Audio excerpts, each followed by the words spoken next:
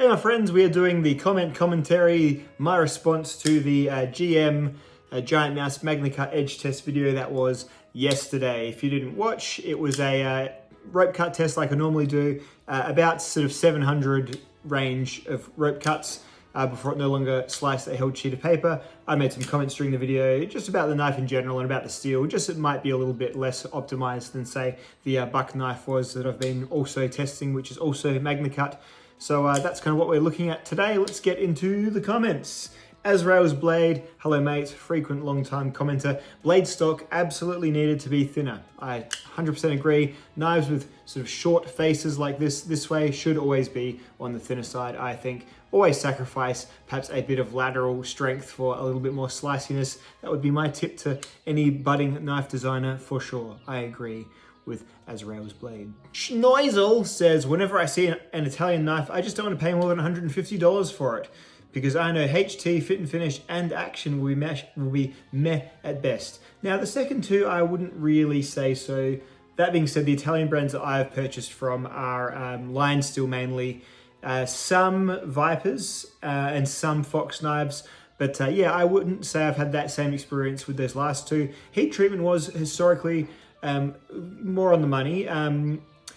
The grinds I often find are a little bit thick, and they are a little bit sort of less inclined to use thin bits of steel for blades as well. But we're saying they as if a whole country has a unified blade design mindset, and that's not the case. We obviously know that as well. But yes, in general terms, a lot of the Italian knives I've had have previously sort of had either thick edges or slightly softer steels. That being said, Lion Steel's definitely improved recently, and do follow guidance. This one may be from before a time where you would go into the exact dialed-in protocol that the steel maker would recommend. Who knows?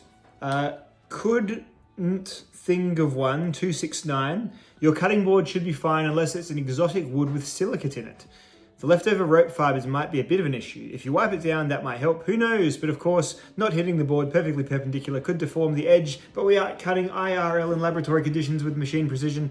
We're just fleshy meat sacks. A comment after my own heart. Never take my testing too seriously. There is plenty of testing. Just use it as a jigsaw piece in your puzzle in general. JK3516. I wanted to buy the denim version for so long, but I kept strong. This video does not help. Thank you for the upload, keep it up. Now, there are still things to like about this knife. Some people don't really care, particularly, how well their knife feels on a push cut. Some people don't care. And some people are probably not going to use a knife long enough or enough to really notice if it's particularly great on edge retention. I always say, if someone changed overnight all the steels in my collection to VG10, it would be a while before even I noticed, So, there's still things to like about this knife. It's just, there wasn't a full review, just some commentary on the steel. But I hear. Human4601, that sounds like a human's name. Please repeat test with an end grain chopping board. My main cooking knife is a Lamson Chinese vegetable cleaver that I rest by hacking it into my chopping board because I'm badass like that. Well, you are a human badass for sure. Yeah, I wouldn't know where to source one of those, and I think you might just be looking for an excuse to tell us about your cool cleaver and chopping board coolness. So, very well. At 601, I said it was an 11,000 degree edge. You are right, Ben Wild. I would have meant 11,000 grit edge. Because imagine that. Well, it's not even possible really, is it? It's like it's entered a third or fourth layer of reality by that point. Boku Simon Dizu. 1,400 cuts in the video. That's a lot of editing. One should think that Magna Cut, being harder and tougher than knife blade, could be thinner and still hold up to alternative knife tasks. I agree. Magna Cut can be done very thin. You don't need to bulk it up anymore. I don't have much experience with blades made of high-end steel. Only have a Penguin with 20 CV. And just a few hours ago, my first Magna Cut, the Pocket Tango Nesmark. That, by the way, is a nice little piece of knife. Once again, enjoyed your video. Can I disclose the general category of work that I do? Let's say anthropology. Below average Magna Cut from Italy. Postures Paul Might, 42. No surprise there. Well, you got to go easy on the Italians. They're doing better lately. This one might be, might be a print from 2022. Kazakai 6. I liked Italian knives and designs a lot, but really, Them suboptimally heat treating Magna Cut really throws me off. Line Steel, SlepNet, and 3V are good. Wish the rest were good too. Got a couple on MC and M390, but still haven't tested them thoroughly to say anything. However, it's discouraging to repeatedly see they fail to deliver. See, again, I think this is just as much about the thick grind as it is about the treatment as well. But either way, they are things that I would love to see worked on for sure. Just follow Laren's specs, guys. Follow Laren's specs. I wonder if you could figure out a number on the best scale that corresponds to not easily cutting paper. That's the best wire cutting machine. I've never got on board with those. I don't really have anything against them, but yeah, it's just never been my thing. Expensive too, I suppose. I'd have to buy one. I don't know. Knife design nerds. Yeah, I'll continue to stay away from Italian Magna Cut. They just can't seem to get it right. Wasted potential because everything else about their blades is pretty awesome. I'm a fan of the crown spines and the fit and finish in general, but for the price, they should get the steel right. Yeah, I agree. And as I said, Line Steel are doing it. Maybe these other guys will just start following Laren's heat treatment protocols and get it done too.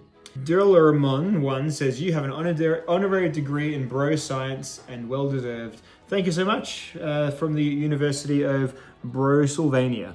The Chug Dude. So a question comparing edge retention between S35 and Magna Cut.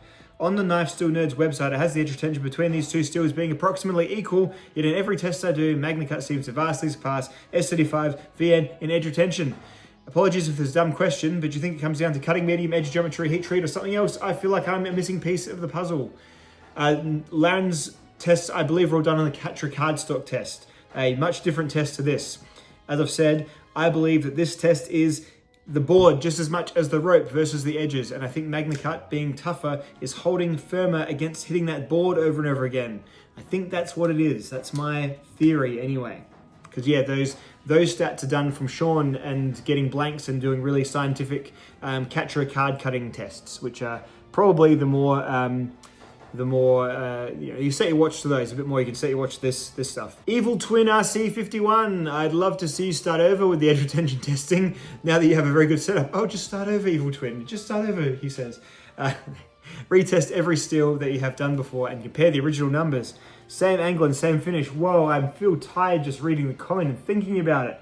My steel testing has been a journey. Oh, the first 100 or so were done on the belt sharpener. Oh, those couldn't have been good. They still showed rough differences. It's always kind of been about the same. What's really happened is the edges have got better. I've fussed over them longer. I think they are all more uniform for the last few years. But yeah, you know what? I should just go back and do D2 versus AUS8 again, shouldn't I?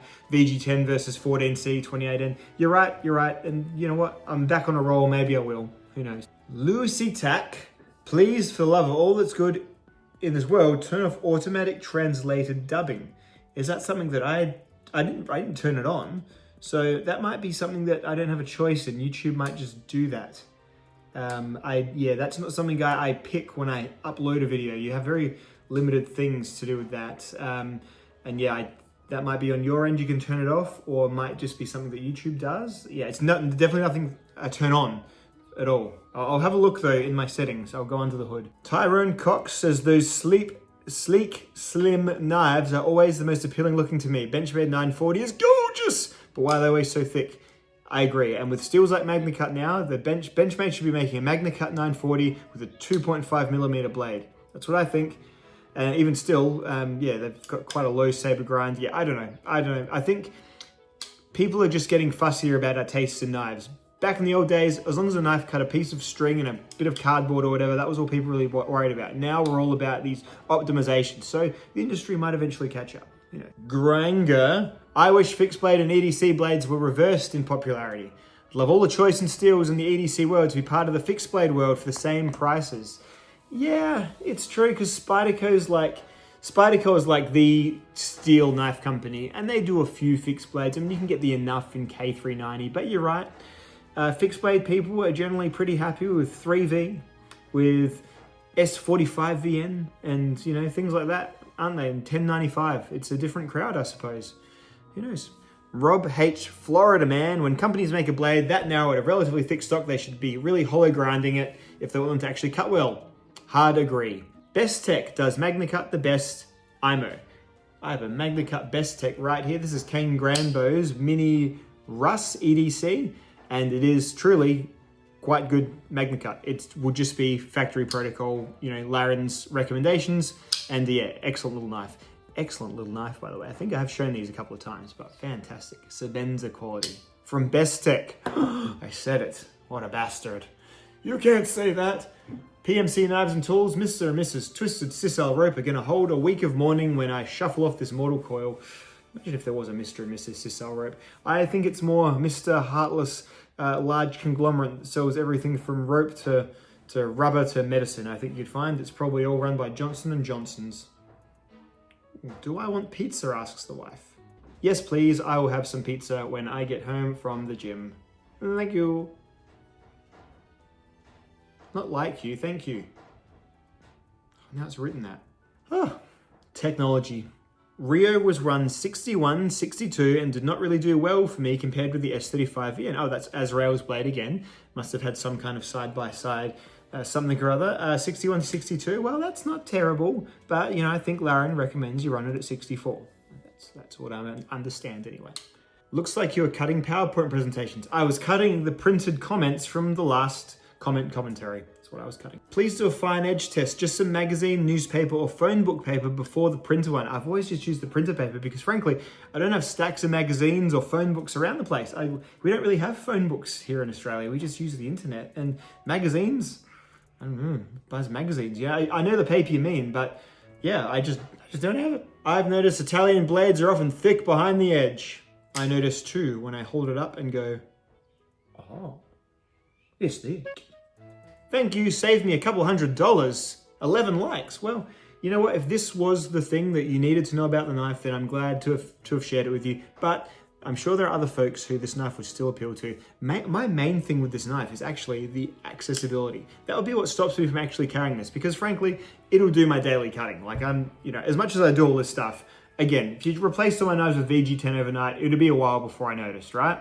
But yeah, that's what really stops me, the little pokey hole nook. Bone Dangle 69. Whew, getting some innuendos off of that.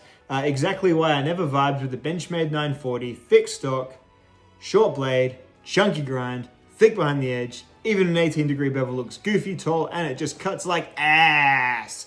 Been meaning to hit up Joe Calton to see about one of his 52-100 reblades, so thanks for the roundabout reminder. Do you have the other scrawny lumberjack knife laying around to do a quick size comp with to say acrylic Mako? Thanks, I'm doing the Lord's work as they say. It'd be here somewhere. Let's go find it. Let's go on an adventure. There's a scrawny lumberjack knife and the acrylic Mako. Right here.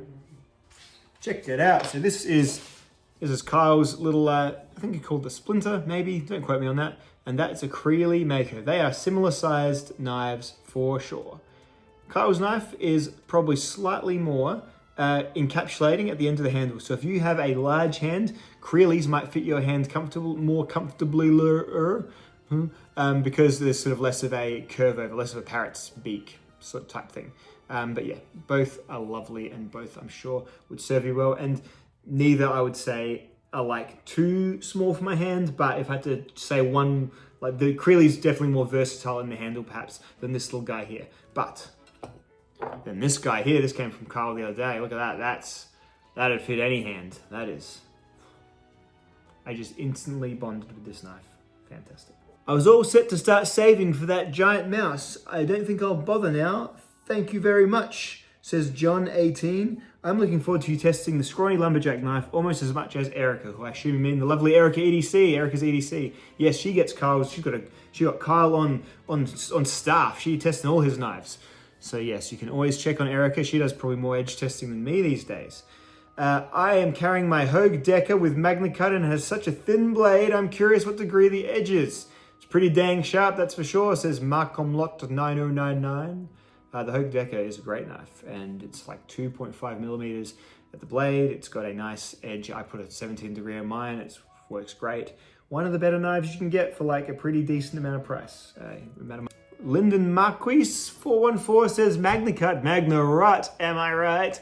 Come on, knife industry, where are the new steels that will cut time itself and are also so stainless they bleach your clothes? And then some cool like question marks and exclamation marks in one. That's very cool.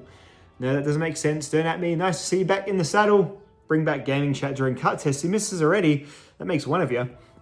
The small fixie at the end looks really nice. I agree. I'm gonna cut test this one hopefully tomorrow if I've got the time. There we go. Thanks for an excellent review. Valid or not, the line's still soft. M390 issues a while back make me suspicious of heat treatment on Italian knives. I didn't mean to stoke suspicion of everyone in this film. The Italian knives all have a lot going for them. They are some of the best made knives going. And yes, I believe that some of the heat treatment issues possibly still exist, but I guess the best you can do is watch a YouTube reviewer that's sort of testing the steel as well as just doing a tabletop, maybe. Might be what you have to do. I don't know, sorry. Or just take a punt and just kind of like, I don't know, just think, I might just have to sharpen this once or twice more times a year if I'm using it every day. Sometimes that's just how it is. Sometimes that be how it be. Standard Citizen 5, I would love to see you make some kayaking videos, maybe with Uncle Randy. Thanks for your hard work testing these blades. Uncle Randy would never get in a two-man kayak. He would find that most effeminate. So yeah, we'd have to go out on separate seafaring vessels because mine are doubles. Mine are like, you know, and I don't have a trailer that can put both of them on at once. So it's gonna be hard, but we'll see what we can do. Tom Brown, 46, 83. Pete, great seeing you back at the groove with rope testing. Don't ever do it. Watch out for repetitive motion injury. If you keep posting daily, I'll have to watch them together because this is the last day of my week that I have any time for myself, a big work project. Well, Tom Brown, I hope that big work project has gone well because it's probably all over by now. The temporal existence we weave. Thank you all for watching this film once again. I will be back next time. I'm reckoning with this one here. I'm still working on the buck review, like the proper knife review, but I'm having a nice time doing these little testing things. Check out Kyle, Scrawny Lumberjack. You get this awesome card with what the steel is. Like this is like a nerd dream here, like honestly, how cool. So awesome. All right, gang, thanks for watching and your continued attention. I'll see you all in the next film. Goodbye.